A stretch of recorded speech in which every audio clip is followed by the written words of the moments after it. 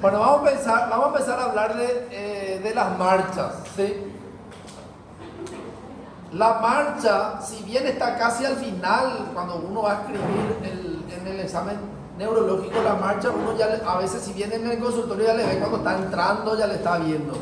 Muchas veces no es necesario pedirle otra vez, o a veces sí es necesario pedirle que camine para poder ver cómo tiene el tema de su marcha.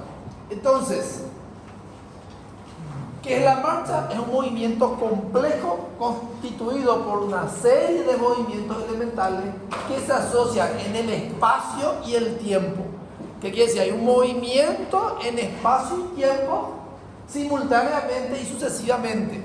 Entonces, toda esta estructura están en armonía para que una marcha sea normal. La corteza cerebral, la subcorteza, el cerebelo, el tronco cerebral, el área vestibular y el área extrapiramidal. Por lo tanto, la marcha ya me puede decir, el tipo de marcha que tiene la persona, ya me puede decir dónde está la lesión. Por eso que muchas veces cuando entra el paciente uno ya sabe qué enfermedad tiene, porque el tipo de marcha ya me orienta en qué área del sistema nervioso está el problema. De ahí que es importante conocer las marchas. Esto es solo para graficar lo que el problema puede estar en el cerebro, en el tronco cerebral, en el cerebelo, en el área vestibular. La parte motora se encuentra normalmente en el área frontal, que justamente expresa todo el tema de la marcha. Entonces, la marcha me puede ya dar un diagnóstico sindromático de la patología, un diagnóstico anatómico e incluso ya sugerir una etiología del daño. De ahí la importancia de conocer los tipos de marcha. Entonces, cuando voy a evaluar a un paciente, si el paciente no está caminando, yo no voy a poner que está caminando. Entonces, por eso se pregunta, ¿está caminando sí o no? ¿Marcha sí o no? Si no marcha, se pone no. ¿Por qué? Y se tiene que poner la razón del por qué no. Sí, importante poner por qué. Porque el paciente no tiene pierna, porque está paralizado, porque tiene una debilidad total. ¿Sí? ¿Y cuando camina? ¿Camina solo o camina con apoyo o con ayuda? Eso hay que poner. ¿Sí? Cuando el paciente voy a evaluar su marcha y no está con apoyo, tiene que ser sin calzados. ¿Sí? Si tiene calzado, puede tener una alteración que pueda ser por el calzado. Y tiene que ser en un piso donde no haya desnivel, porque un simple movimiento puede orientarme a que yo piense que algo está alterado. Entonces tiene que ser en una superficie plana, mínima ropa, se le tiene que tratar de ver prácticamente de la cintura para abajo, porque se tiene que evaluar todo, incluso la musculatura, los brazos sueltos, y en una superficie plana. Entonces, se ve si el paciente anda en línea recta o no. Después, la base de sustentación, ¿qué quiere decir? Si abre mucho para poder caminar o caminar normal. ¿Sí? Y cómo los pies tocan el suelo. Normalmente talón, punta del pie, talón, punta del pie y balanceo del brazo. Eso es lo normal. ¿Sí? Entonces, todo eso hay que ver y hay que escribir si hay una alteración. Entonces, estos son los tipos de marcha que nosotros vamos a ver. Y cada una tiene su característica y algunas son muy típicas de cierto grupo de enfermedad. Entonces, cuando tiene este tipo de marcha, yo puedo ir clasificando en distintas patologías que lo producen. Entonces, vamos a empezar con la marcha parética. Cuando hablamos de marcha parética, hablamos de alteración de la marcha por debilidad. Entonces, podemos tener paresia de los miembros inferiores, cuando hay afectación de raíces anteriores, cuando hay alteración de la vía piramidal por las motoneuronas, en el nivel de la circulación rolándica cerebro-frontal, por lesión del asta anterior de la médula espinal, que es una área motora. Las causas pueden ser por una polineuritis, una polineuropatía, puede ser central y puede ser periférico.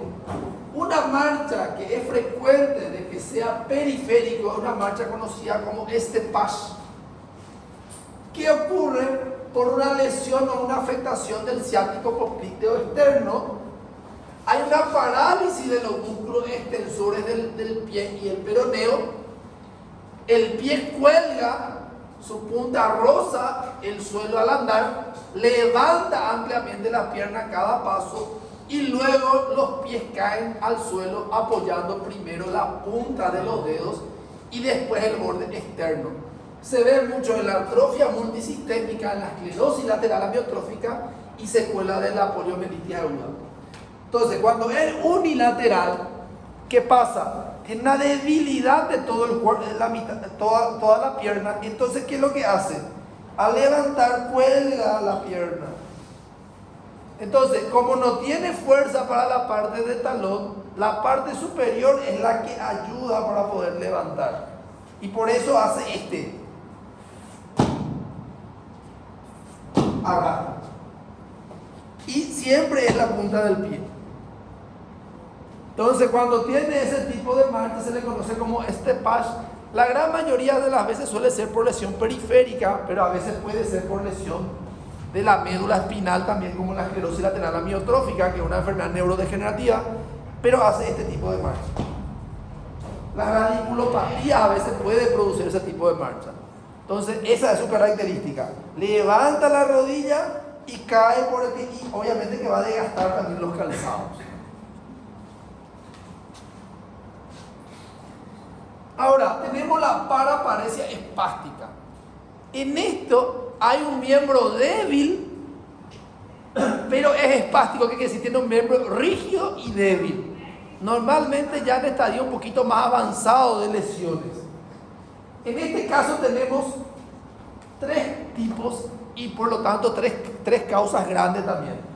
La hemiplegia capsular. La hemiplegia capsular normalmente ocurre, también conocido como de guadaña o de hoz o del segador, que es típico de los accidentes cerebrovasculares, de los tumores del cerebro que afectan la región frontal. Después tenemos la paraplegia espástica, que normalmente suele ser por lesiones medulares, traumáticas o esclerosis múltiple a nivel medular. Y después tenemos las parálisis cerebrales congénitas o de Lead, que normalmente suele ser en pacientes que tuvieron sufrimiento antes del nacimiento. Entonces vamos a ir hablando de la paretoespástica hemipléjica en guadaña, en hoz o helicoidal o del segador o también conocido de TOD. El miembro inferior avanza en forma de semicírculo, hace esto, ¿sí?, arrastrando el pie en forma de borde externo de la punta, esto, ¿ves? Y hay ruido característico, o sea, cuando avanza, ese ruido hace, ¿sí? Todavía se van a reír mucho, esperen nomás. Y gasta la punta de los zapatos cuando el paciente ya tuvo mucho tiempo, el zapato de ese lado va a estar gastado. Entonces, como normalmente ocurre la mitad del cuerpo, y lo frecuente que ustedes encuentren un paciente que tuvo un accidente cerebrovascular y va a tener su mano así, atrofiado, parético, también la mitad del cuerpo y caminan así. Y la cadera utiliza para poder movilizarse. Típico en los pacientes con antecedentes de accidente cerebrovascular a nivel capsular o que tuvieron algún tumor, que se operaron y cosas así. O un absceso también. Después tenemos la paraplegia espástica. La paraplegia espástica, como su nombre dice, paraplegia, ¿se acuerdan? Miembros inferiores, ¿sí? Y es normalmente por afectación de la médula espinal. En la esclerosis múltiple por compresión medular, a veces puede haber afectaciones familiares hereditarias o puede ser por un traumatismo medular. Tiene la misma cosa, pero son los dos lados, no es solo un lado. Y entonces, ¿cómo va a caminar? La misma cosa, entonces por eso camina pasos pequeños y tiene el mismo movimiento. Entonces, pasos pequeños, rotando la parte anterior o antero interno de los pies y gasta las puntas de los zapatos, pero como pueden ver en la imagen. Eso es lo que hace. Ahora, la tercera marcha es muy similar, pero el paciente ya nace con debilidad y comienza a desarrollar un tipo de marcha específica. Entonces, la parálisis cerebral congénita o delito normalmente ocurre porque la criatura tuvo problemas durante el nacimiento, tuvo una isquemia, alguna alteración, o sea, ya nace con ciertas tendencias o lesiones cerebrales que hace que entonces no pueda. Y también tiene pasos cortos y suele haber una hipertrofia de los aductores y desgasta la ropa en la zona de la rodilla. Tienen la misma marcha, pero hacen esto. Caminan así. Esa es la característica. Y entonces el desgaste ocurre a este nivel. Por eso, si ustedes ven eso, es la marcha típica de una parálisis cerebral que tuvo en la infancia. La persona puede estar lúcida incluso y solo ese es su problema de base. Teníamos un alumno que creo ahora que ya es el médico que tenía ese tipo de marcha. Bueno, entonces ahora tenemos otro tipo de marcha, la ataxia. La ataxia puede verse por lesión del cerebelo o por lesión de la médula espinal. Dos tipos de marcha atáxica vamos a tener, la cerebelosa y la otra que normalmente ocurre por lesión, la tabética, que ocurre por lesión medular. Entonces, normalmente en este caso no hay paresia, no hay debilidad de sus piernas. La fuerza está bien, pero marcha con dificultad. No hay hipertrofia, hay aumento de la base de sustentación. El paciente está de esta forma, no está así, está así, ¿sí?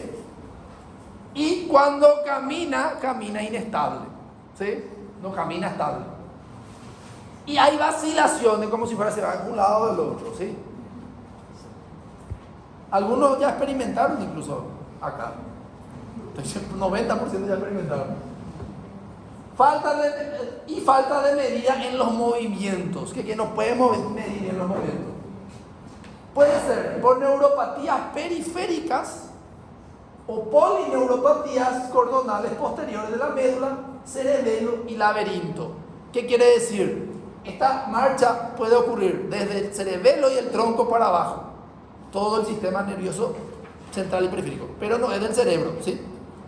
Ok. Tenemos la marcha tabética y la cerebelosa. La más frecuente es la cerebelosa. La tabética, yo solo he visto en videos, conozco la marcha, pero nunca he visto un paciente que haya tenido eso. Por lo tanto, hace muy difícil también que ustedes vean. Pero si ven, graben y mándenme para yo recordar. Entonces vamos a hablar de la marcha tabética. La marcha tabética, las piernas están separadas con exceso, ¿sí? Levantando súbitamente y violentamente. Esto hace. Ese es su tipo de marcha. Cayendo sobre el talón, y el paciente tiene que mirar. No va a tener una mirada fija, mira abajo, controlando lo que está haciendo. ¿Por qué? El problema es una lesión medular. La región posterior, cordonal posterior, que es sensitivo, que envía información de todo lo que yo siento abajo al cerebro, está dañado. Entonces, ¿se acuerdan que nosotros para el equilibrio necesitábamos qué? Integridad del cerebelo, poder ver, ¿verdad? Y poder sentir. Como está dañado uno de otro, le suple la vista y le suple el cerebelo. Y por eso hace este golpe, porque como no siente, se cae todo. ¿Se entiende? Entonces por eso marchan de esta forma.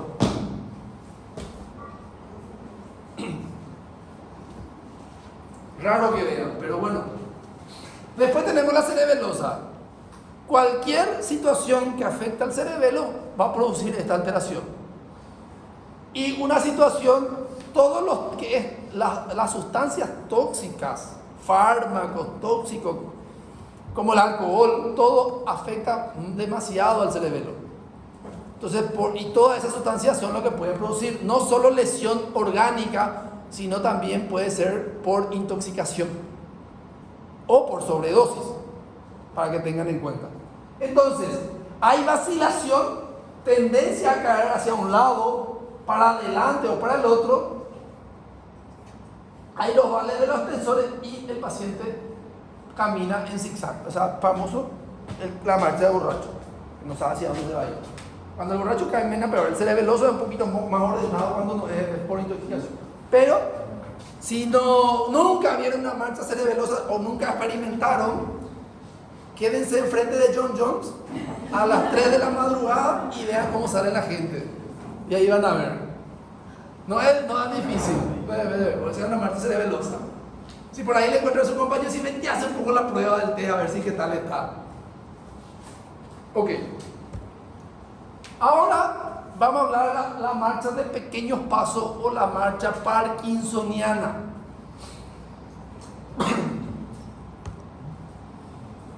El paciente normalmente tiene un movimiento pequeños, lentos, ¿sí? Hay una disminución o asimetría de los movimientos del balanceo de los brazos, dificultad para el inicio al finalizar la marcha y tiene una marcha festinante. ¿Qué quiere decir? Me pongo así a tu lado, por favor. Entonces, normalmente son de la enfermedad parkinsoniana, enfermedad de Parkinson y otros parkinsonismos. Entonces, el paciente le cuesta empezar, a arrancar antes de comenzar a caminar, le cuesta, y cuando comienza a caminar a pequeños pasos, y cuando se va a quedar, también le dificulta y hace esto. Y eso es la marcha festinante. Y le decís para que se haga la vuelta, y hacen eso. Y algunos en ese momento incluso se caen. ¿Sí?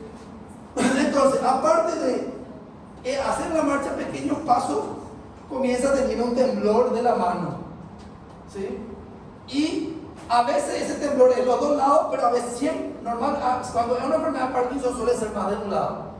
Y cuando camina, uno va a un lado, la mano balancea y la otra se queda. Entonces tiene la parte marcha a pequeños pasos. Y tiene estibilidad de la marcha. Y siempre está un poco más hacia adelantado. Obviamente que para la enfermedad de Parkinson a veces no es tan expresivo y comienza de a poco, de golpe. Y entonces a veces tarda mucho tiempo hasta que se den cuenta. Entonces comienza a caminar más despacio, a pequeños pasos, hay los temblores y todo lo demás. Después tenemos la marcha vestibular. Ya habíamos hablado cuando hablábamos del octavo par, ¿sí? Donde le pedíamos al paciente que camine en línea recta y vuelva otra vez, y después con los ojos cerrados y comenzaba a cambiar de dirección y hacía como una marcha de estrella. Eso cuando hay un problema vestibular. Después tenemos la marcha de pato. La marcha de pato y de sapo son marchas que se ven en neuropatías periféricas o miopatías. ¿Qué quiere decir? Lesión del sistema nervioso periférico, no central. Y el paciente comienza a caminar como el pato, de esta forma, de un lado al otro. Miopatía, hay una lordosis, como pueden ver, cambia su configuración, avanza inclinando su tronco alternativamente hacia la derecha y hacia la izquierda, como un pato. Solo que no hace cuatro. El sapo ya es un estadio muy acelerado de esa miopatía o esa neuropatía, que el paciente ya no puede incorporarse y comienza a caminar por las manos. Ya no puede mantenerse de pie, marcha con los dedos de su mano y con sus pies sobre el suelo cuerpo de cuquilla, avanza como un sapo. Prácticamente esa es la figura.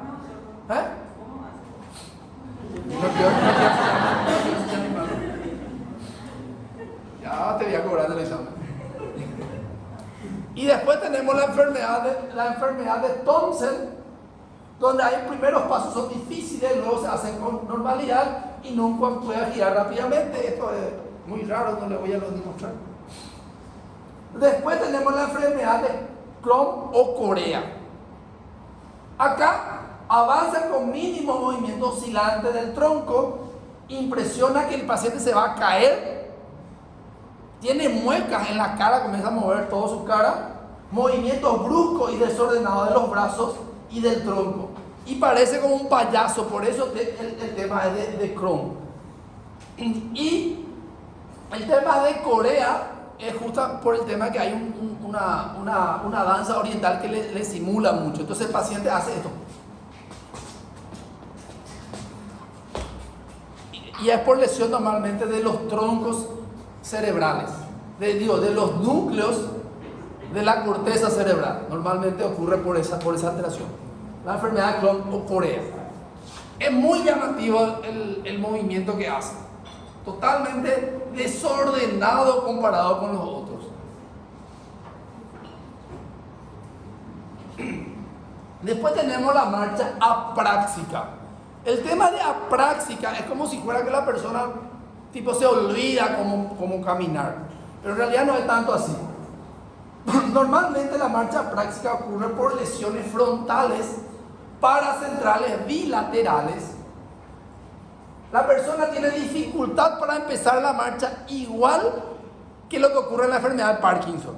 Le dificulta para comenzar a caminar, pero es como si fuera que los pies están pegados por el piso, y por eso se llama marcha magnética. Entonces, marcha a pequeños pasos, pero hace esto. No hace la marcha festigante que hacen del Parkinson. Esa es la diferencia. Y también le dificulta quedarse, pero es como si fuera que está pegado a los pies. Por eso se llama marcha magnética. Entonces lleva su tronco hacia adelante justamente para poder impulsar que pueda moverse, pero sus pies permanecen fijados, marcha magnética. Si se detiene, la dificultad inicial se repite, que se queda quieto y después tiene que volver otra vez a hacer el mismo esfuerzo. Se ve en el síndrome de Hacking-Ann. El síndrome de Hacking-Ann es una enfermedad donde hay un aumento de la producción o la disminución de la secreción del líquido cefalorraquídeo, donde comienza a aumentar, pero la presión no cambia. Enfermedad de Bieswanger. La enfermedad de Bieswanger son lesiones múltiples microvasculares y tumores frontales parasagittales. Es la marcha apráxica.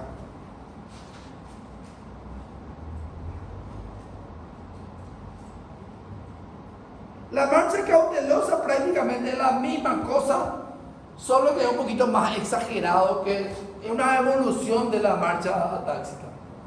Bueno, conociendo todas las otras marchas, y si el paciente viene y no tiene la característica típica de las otras marchas, solo en esas circunstancias yo puedo hablar de una marcha facticia o ficticia.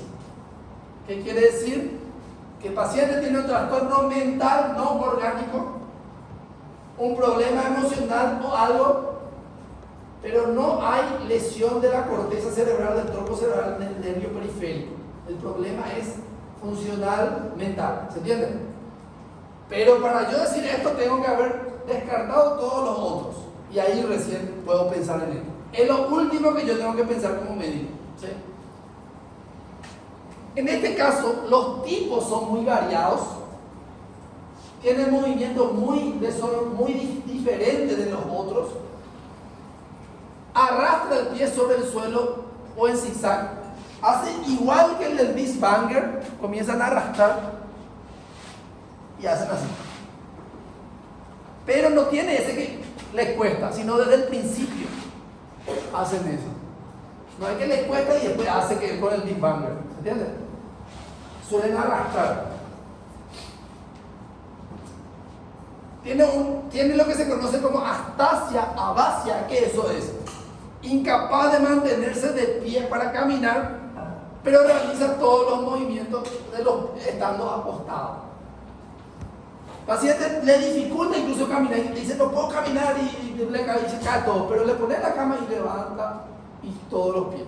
Diagnóstico diferencial, síndrome cerebeloso a veces, donde le dificulta caminar. Entonces se le acuesta y el paciente hace todos los movimientos. El paciente tiene antecedentes, algunas veces, la gran mayoría de las veces tiene antecedentes de varios diagnósticos y estudios normales. Así que varias veces, esto si ustedes se quedan en la guardia, van a tener mínimo uno por día. Mínimo van a ver uno por día. Paciente con trastornos mentales, cuadro depresivo, ansiedad, pánico, que hace este tipo de marchas. Pero esto tiene que ser lo último que yo tengo que tener en mi mente, descartando todo lo otro, porque si no puedo perder patologías graves y decir que tiene un trastorno mental nada más. Entonces tengo que tener experiencia y es lo último que tengo que pensar. Normalmente a estos pacientes se le acuesta y él puede levantar. Y a veces te dice que tiene débil, y entonces uno le acuesta y le dice para que levante y no puede levantar, o a veces se olvida y levanta justo que no podía levantar, o le pedimos que se dé la vuelta y ahí se desorienta y no se acuerda cuál era el que estaba débil y agarra y el lado contrario dice que no puede levantar. Entonces se hace ese tipo de maniobra para poder ver. Los reflejos van a estar todo bien, no va a haber alteración del reflejo, no va a haber dismetría, no va a haber diadococinesia. ¿Se entiende? Entonces, eso es. Por eso es que se hace al final el descarte, descartando todas las otras situaciones. Y con eso terminamos con el tema de marcha. Y entonces pasamos por último a ver signos de hipertensión endocraneal, signos de hipertensión endocraneana y signos meningios. O sea, se tiene que ver el paciente si tiene rigidez de nuca, si el paciente tiene mucha cefalea, si el paciente no tiene rigidez de nuca, no tiene cefalea. Entonces con eso decimos sin signos meningios ni de hipertensión endocraneana. Estos signos meningios vamos a estar hablando cuando hablamos del diagnóstico sindromático.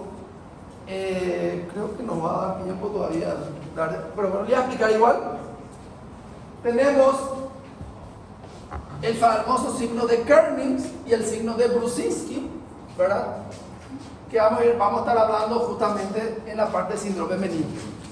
Bueno, creo que el signo de Kernig, lo que se hace es, se levanta la pierna del paciente y se dobla, se levanta de esta forma, como haciendo Baminsky, y el paciente por el dolor que hay, porque se hiperestimula las meninges, el paciente va a doblar, involuntariamente dobla y tiene dolor. El paciente está acostado y le levanto la pierna y hace esto. Y tiene dolor.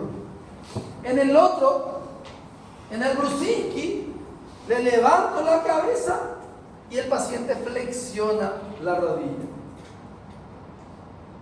Kernig, Brusinski. Y también tiene dolor. Entonces el paciente puede tener solo rigidez de nuca y dolor sin flexionar la rodilla, y el paciente puede también no tener, estos signos no se ve solo en el 30%.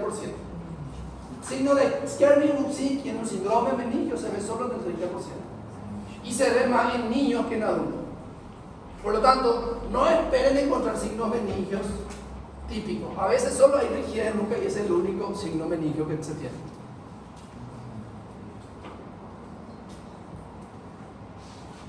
Buenos Aires. ¿Preguntas?